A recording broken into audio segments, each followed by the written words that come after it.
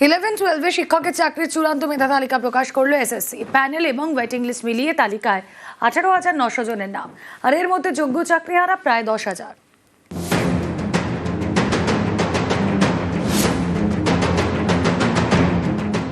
Eleven 12-এর শিক্ষক নিয়োগ প্রক্রিয়া বুধবার চূড়ান্ত মেধা তালিকা প্রকাশ এসএসসির।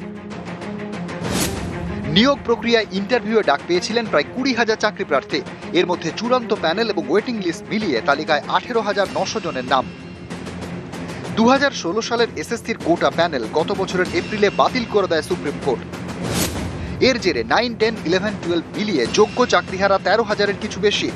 11-12-এর চূড়ান্ত মেধা তালিকায় নাম রয়েছে প্রায় 10,000 জন যোগ্য চাকরিহারার। নবম দশমের মেধা তালিকা এখনও প্রকাশিত হয়নি, সেখানে নিয়োগ প্রক্রিয়া চলছে। অর্থাৎ 11-12-এর চূড়ান্ত মেধা তালিকাতেই যোগ্য চাকরিহারাদের অধিকাংশের নাম উঠে গিয়েছে। বুধবার 3টি তালিকা প্রকাশ করে স্কুল সার্ভিস কমিশন: চূড়ান্ত মেধা তালিকা, ওয়েটিং লিস্ট এবং রিজেক্ট লিস্ট। এই মেধা তালিকা প্রকাশের 7 দিনের মধ্যে শুরু হবে কাউন্সেলিং, এরপর স্কুলে পোস্টিং। এই প্রক্রিয়া চলবে ফেব্রুয়ারির মাঝামাঝি পর্যন্ত। অর্থাৎ বিধানসভা ভোটের আগে 11-12-এর শিক্ষক নিয়োগ প্রক্রিয়া শেষ হয়ে যাওয়ার কথা। সুপ্রিম কোর্টের নির্দেশে নতুন করে নিয়োগ প্রক্রিয়া শুরু করে এসএসসি। সেই মতো গত বছরের সেপ্টেম্বরে 9, 10 এবং 11-12-এ শিক্ষক নিয়োগের পরীক্ষা নেয় এসএসসি। 11-12-এর শূন্যপদ 12,514। ইন্টারভিউয়ে ডাক পড়ে প্রায় 20,000 চাকরি প্রার্থীর। এই সকল প্রার্থীর প্রথমে ভেরিফিকেশন হয়, তারপর ইন্টারভিউ। এদিন প্রকাশ করা হলো মেধা তালিকা। নিউজ 18 বাংলা। রাজ্যের 8 বিশ্ববিদ্যালয়ের নয়া উপাচার্য, সংস্কৃত কলেজ এবং বিশ্ববিদ্যালয়ের উপাচার্য অয়ন ভট্টাচার্য। কোচবিহার পঞ্চানন বর্মা বিশ্ববিদ্যালয়ের দায়িত্বে সঞ্চারী রায় মুখোপাধ্যায়। হরিচাঁদ গুরুচাঁদ বিশ্ববিদ্যালয়ের উপাচার্য নিমাই চন্দ্র সাহা। রায়গঞ্জ বিশ্ববিদ্যালয়ের দায়িত্বে অর্ণব সেন। ডায়মন্ড হারবার মহিলা বিশ্ববিদ্যালয়ে মিতা বন্দ্যোপাধ্যায়। বাবা সাহেব আম্বেদকর এডুকেশন ইউনিভার্সিটির উপাচার্য অরুণাশিস গোস্বামী। উত্তরবঙ্গ কৃষি বিশ্ববিদ্যালয়ের দায়িত্বে দেবব্রত বসু। ওয়েস্ট বেঙ্গল স্টেট ইউনিভার্সিটির উপাচার্য দেবব্রত মিত্র। হিরণের বিরুদ্ধে স্ত্রীর অভিযোগ। বিজেপি বিধায়ক হিরণের বিরুদ্ধে স্ত্রীর অভিযোগ, ডিভোর্স না করে দ্বিতীয় বিয়ে করার অভিযোগ। গতকালই হিরণ বিয়ের ছবি পোস্ট করেন। বারাণসীর ঘাটে ঋতিকা গিরির সঙ্গে বিয়ের ছবি পোস্ট হিরণের। বিয়ের ছবি পোস্ট করেও ছবি ডিলিট হিরণের। হিরণ ও ঋতিকার বিরুদ্ধে আনন্দপুর থানায় অভিযোগ দায়ের হিরণের স্ত্রী অনিন্দিতা চট্টোপাধ্যায়। ডিভোর্সের নোটিশ ওভাবে পাঠানো যায় না, ডিভোর্সের নোটিশ কোর্ট থেকে আসে। কোর্ট থেকে ওনাদের যে একটা লয়ার্স নোটিশ একটা পাঠানো হয়েছিল, সেটার সাথে ডিভোর্সের কোনো সম্পর্কই নেই। কখনো কোনো কোর্ট থেকে কোনো নোটিশ ডিভোর্স সংক্রান্ত আসেনি। বিয়েটা আমার মেয়ে আমার পাশে দাঁড়িয়ে আছে, আর আমার বর কতদিন ছিল, আর আমি আরবানা এনআরআই কমপ্লেক্সে থাকি। আমি সিসিটিভি ফুটেজ দেখালে এক্ষুনি মেয়েটা কি বলবে তাহলে? ও হিরণ কতদিন ছিল আমি তো প্রমাণ করে দেবো এক্ষুনি। এখন তো সিম্প্যাথি কার্ড খেলছে, ও তো এটাই চায়, এই পোস্টটা লিখেইছে তো এই জন্য। প্রথমত 5 বছর আগে হিরণদা এই সময়ে পৌঁছায়নি খড়গপুরে, কারণ ভোটটা কোন সময় হয় 2021-এ, তাহলে 5 বছর তো হয়ই না। এই রীতিকাকে হিরণ চ্যাটার্জি চিনতই না তখন। সোশ্যাল মিডিয়ায় পোস্ট ঋতিকা গিরির। আগে ডিভোর্সের জন্য নোটিশ পাঠানোর দাবি ঋতিকার, পাল্টা ডিভোর্সের নোটিশ পাঠানোর দাবি অস্বীকার হিরণের স্ত্রী অনিন্দিতার। পরে খবরে নজর রাখি। শবরদের স্বনির্ভর গোষ্ঠীর জন্য টাকা বরাদ্দ করেছে রাজ্য সরকার, সব মিলিয়ে প্রায় 1,85,00,000 টাকা। অভিযোগ এই টাকা পকেটে ঢুকিয়েছেন শবরদের স্বনির্ভর গোষ্ঠীর সম্পাদক। তৈরি করেছেন 5 তলা বাড়ি, আর এই নিয়ে ঝাড়গ্রামের স্বনির্ভর গোষ্ঠীর অফিসে ব্যাপক বিক্ষোভ।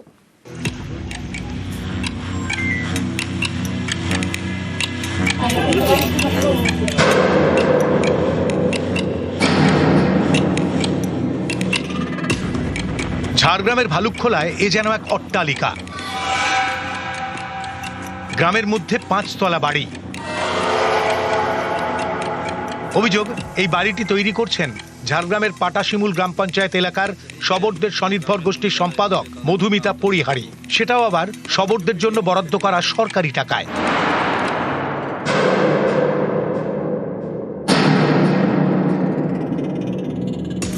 পাটাশিমুল গ্রাম পঞ্চায়েতের মোহনপুর, লোহামেলা এবং মন্টিপা, এই 3টি গ্রামে থাকেন কয়েকশো শবর। তাঁরা যাতে পশুপালন এবং নানা কাজ করে রোজগার করতে পারেন, সেই লক্ষ্যে শবরদের স্বনির্ভর গোষ্ঠীর জন্য টাকা বরাদ্দ করে রাজ্য সরকার। সেই টাকা ঢোকে স্বনির্ভর গোষ্ঠীর অ্যাকাউন্টে। শবরদের দাবি, দফায় দফায় অ্যাকাউন্টে ঢুকেছে প্রায় 1,85,00,000 টাকা, কিন্তু এই টাকা শবরদের দেওয়া হচ্ছে না, কেউ কাজও পাচ্ছেন না। অভিযোগ, সবটাই আত্মসাৎ করেছেন স্বনির্ভর গোষ্ঠীর সম্পাদক মধুমিতা পরিহারি এবং অ্যাকাউন্ট্যান্ট নির্মলা মাহাতো।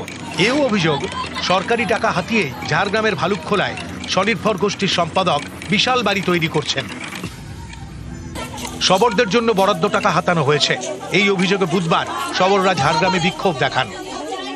একটা পাসবই যদি জয়েন্ট অ্যাকাউন্ট থাকে তাহলে ওরা দুজনে আছে, হেডে আছে, তাহলে ওরা তো দুজন তুলতে পারবে টাকাটা। ওরা ঢুকতেই যদি তুলে নেয় টাকাটা, ওরা যদি ভেঙে দেয় তাহলে এরা পাবে কি করে? ওরা তো ওই টাকায় ফ্ল্যাট বানাচ্ছে, জামাইকে নার্সিং হোম বানিয়ে দিচ্ছে, তাহলে আমরা কি করব? আমাদের কি টাকার প্রয়োজন নাই? বাড়িতে বাড়িতে সার্ভে করেছে, বলেছে টাকা দেওয়া হবে, টাকা দেওয়া হয়নি, ছাগল দেওয়া হবে, কিছু দেওয়া হয়নি। আমাদের টাকা কেন মারবে মধুমিতা? ঝাড়গ্রামের শবরদের দাবি, সম্প্রতি একটি মুচলেখা দেন তাদের স্বনির্ভর গোষ্ঠীর সম্পাদক। সেই চিঠিতে সরকারি টাকা আত্মসাতের অভিযোগ তিনি স্বীকারও করেছেন। টাকা অ্যাকাউন্টে আছে, বললো যে একবারে সব টাকা জমা হলে তারপরে ছাড়বে। মানে ছাগল বিলি করার বা ওদের যা 5,000 করে দেওয়ার আছে, 5,400 কত টাকা, কিছু টাকা নিয়ে আমি এখানে মহাসংঘের বিল পাচ্ছিলাম না বলে পেমেন্ট করেছি, এসে যাবে তাড়াতাড়ি বলে দিয়ে দেবো, ঠিক করেছি। আসতে দেরি হয়েছে বলে দিতে পারিনি, হয়তো আর এক সপ্তাহের মধ্যে টাকা পেমেন্ট হবে। ব্লকের ইনভলভমেন্ট নেই, আমরা মানে মেটানোর চেষ্টা করেছিলাম ওনাকে টাইম দিয়ে, যাতে উনি দিয়ে দিতে পারেন। বোঝানো হয়েছে, উনি কিছুটা টাইম চেয়েছিলেন, কিন্তু এখন উনি দিয়ে উঠতে পারেন। স্টেপ নেওয়া হবে কি? আমি সেটা করে দেবো। নিতে হবে যদি ওরকম যদি না করেন তখন আমাকে তো নিতে হবে। ঝাড়গ্রাম থেকে রাজু সিং, নিউজ 18 বাংলা। আলিপুরদুয়ার শহরের রেলগেট ভোগান্তি, আর তা নিয়ে রাজনৈতিক চাপানোতর। একদিকে বিজেপি আর একদিকে তৃণমূল।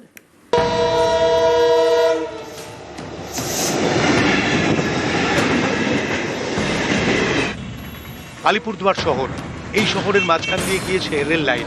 আলিপুরদুয়ার জংশন থেকে রোজ একাধিক প্যাসেঞ্জার ট্রেন, এক্সপ্রেস ট্রেন এবং মালগাড়ি এই লাইনের উপর দিয়ে চলাচল করে। আলিপুরদুয়ার জংশন থেকে কালজানি ব্রিজ, এর মাঝে 4টি রেলগেট। এই 4টি রেলগেটই আলিপুরদুয়ার শহরে। ট্রেন এলে এই 4টি রেলগেট একসঙ্গে বন্ধ হয়ে যায়। এর জেরে তৈরি হয় যানজট। এই ভোগান্তি দীর্ঘদিনের।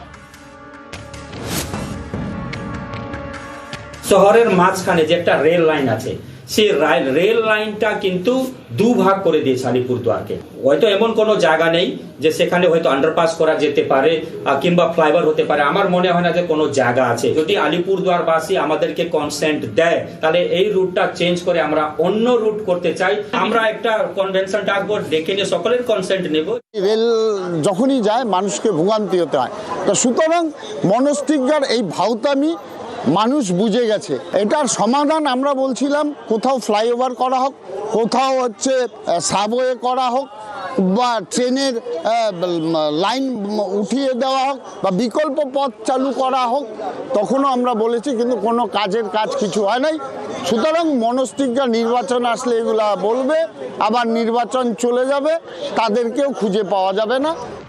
হাসপাতাল, জেলা প্রশাসনের অফিস, থানা, আদালত, স্কুল, কলেজ এসব জায়গায় যেতে হলে কোনো না কোনো রেলগেট পেরোতে হয়। অভিযোগ, রেলগেট একবার পড়লে উঠতেই চায় না। এর জেরে আলিপুরদুয়ার শহরে তীব্র যানজট তৈরি হয়।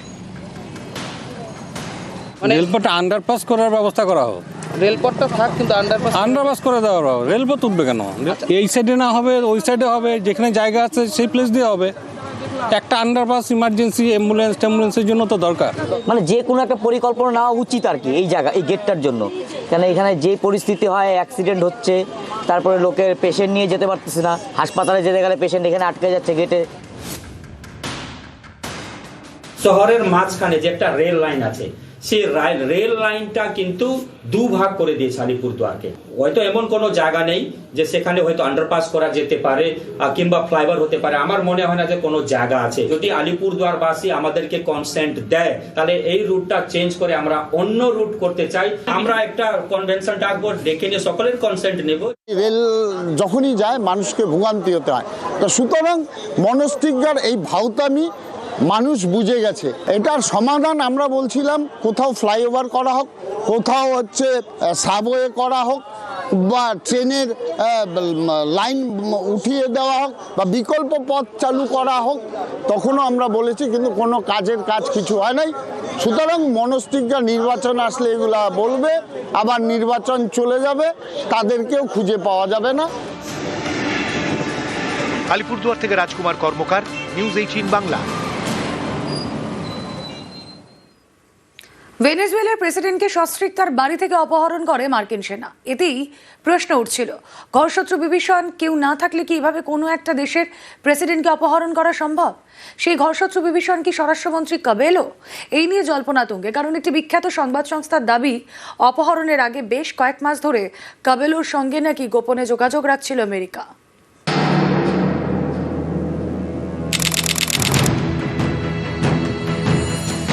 23 জানুয়ারি অপারেশন অ্যাবসলিউট রিজলভ। ভেনেজুয়েলার প্রেসিডেন্ট নিকোলাস মাদুরো মোরোস এবং তার স্ত্রী সিলিয়া ফ্লোরেসকে বাড়ি থেকে তুলে নিয়ে যায় আমেরিকা।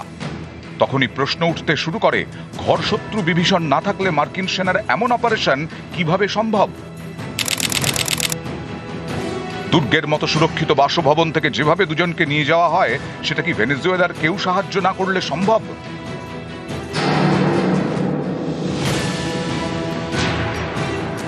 একটি বিখ্যাত সংবাদ সংস্থার দাবি, মাদুরোর খুব কাছের কেউ নিয়মিত তার অবস্থান এবং নিরাপত্তা সংক্রান্ত তথ্য মার্কিন গোয়েন্দা সংস্থা CIA কে সরবরাহ করছিলেন।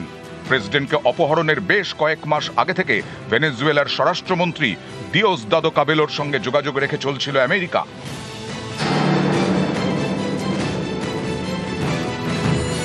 নিকোলাস মাদুরোর বিরুদ্ধে মাদক পাচারের অভিযোগ এনেছে মার্কিন প্রশাসন। কাবেলোর বিরুদ্ধেও দীর্ঘদিন ধরে যুক্তরাষ্ট্রের একই অভিযোগ। তাহলে অভিযানের সময় তাকে তুলে নিয়ে যাওয়া হলো না কেন? 2020-তে কাবেলোকে ধরতে $1 কোটি পুরস্কার ঘোষণা করে আমেরিকা। তাকে মাদক পাচার চক্রের অন্যতম মাথা হিসেবে অভিযুক্তও করে। পরে পুরস্কারের অঙ্ক বাড়িয়ে করা হয় $2,50,00,000। এই কাবেলো ভেনেজুয়েলার প্রাক্তন সেনাকর্তা। ভেনেজুয়েলার গোয়েন্দা সংস্থার উপর ব্যাপক প্রভাব। শাসক শিবিরের হয়ে যেসব বাহিনী ময়দানে নামে, সবের ওপরেই তাঁর নিয়ন্ত্রণ। ভেনেজুয়েলার প্রেসিডেন্টকে অপহরণের সময় এ হেন কাবেলোকে কেন ছুঁল না আমেরিকা? তাহলে কি এই কাবেলোই তলে তলে ট্রাম্প প্রশাসন ও সেনাকে গোপন তথ্য সরবরাহ করেছেন? এ নিয়ে জোর জল্পনা।